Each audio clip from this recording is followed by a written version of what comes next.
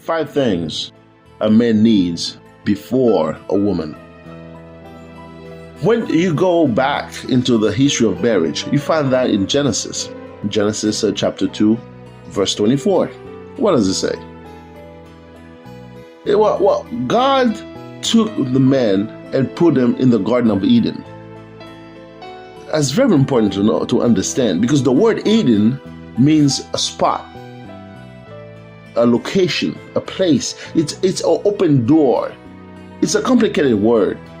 It's a spot on earth for a moment that God has an open door from heaven to earth. That's where God put the man, in his presence. It's the presence of God. When God made the first man, he puts him where? In his presence. I want you to understand that. So the first thing God gives the man was his presence, Eden. So the first thing a man needs is not a woman. It's not there. The most important thing a man needs in his life is the presence of God. And the woman should meet you in the presence of God. It's crazy. I see some women out there, they leave the presence of God, they go to the bush to find a brother, and then they drag him to the presence of God, and they say, come. Eve meet Adam in Eden, the presence of God. So the second thing that God gives a man, He says to the man, you need to work. You find that in Genesis 2 verse 15. Let me say it again, work. A man needs to work. God gave the man the ability to work before a woman. Do you understand? Work before a woman. That means a man needs a job before he gets a woman. God's priorities are very clear. God's priorities are very clear. The third thing that God told a man in Genesis 2 verse 15, he says to them, cultivate. What does that mean? Cultivate means to bring the best of everything around you, to maximize the potential of everything around you, to make everything fruitful. He said that to the man. That's why God would never give a male a finished woman. Never. The man was created by God to create what he wants. So the woman you're looking for, that sexy model-looking woman you're looking for, doesn't exist. It's in your head.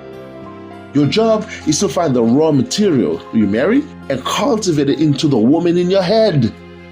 So you've been married for 20 years and you're still complaining about the product that you get? Well, guess what? It's your fault, my friend. It's your fault. You need to cultivate your woman. Jesus Christ was a real man. A real man. Jesus Christ has a wife, a woman, a beautiful woman. The name is Ecclesia, meaning church. What he says about his wife, he says, husband, love your wife like I love my wife. Now he even tells you how to do it. He says, wash her up with the word. Then you remove every spot, every rancor, every blemish, and present her to yourself. So when you see your husband and he's complaining, guess what, lady? You need to tell your husband to cultivate you. That's right.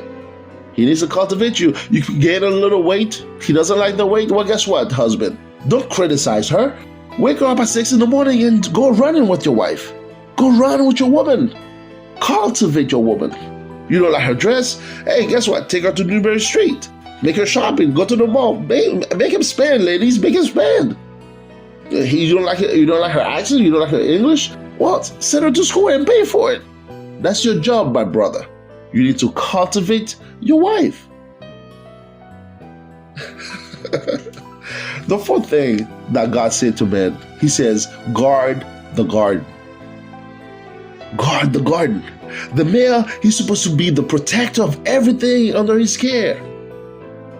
That's why God gives you a stronger bone frame, a bigger muscle mass. Not to abuse the woman, of course not, but to protect the woman.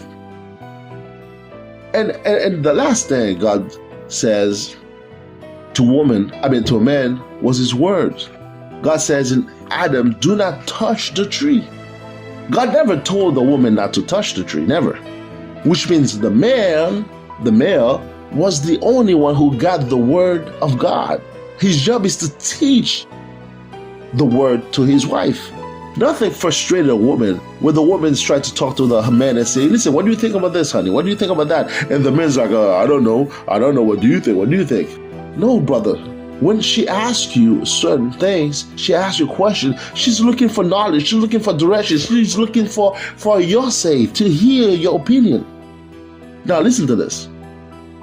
God said to man, do not touch the tree, right? And in verse 18, in Genesis, verse 18, he says, it's not good for this man to be alone. Now don't read this fast, take your time. It says it's not good for this man to be alone. What man? The man who is in his presence, working, can cultivate, can protect you, and teach you the word. So here's the problem.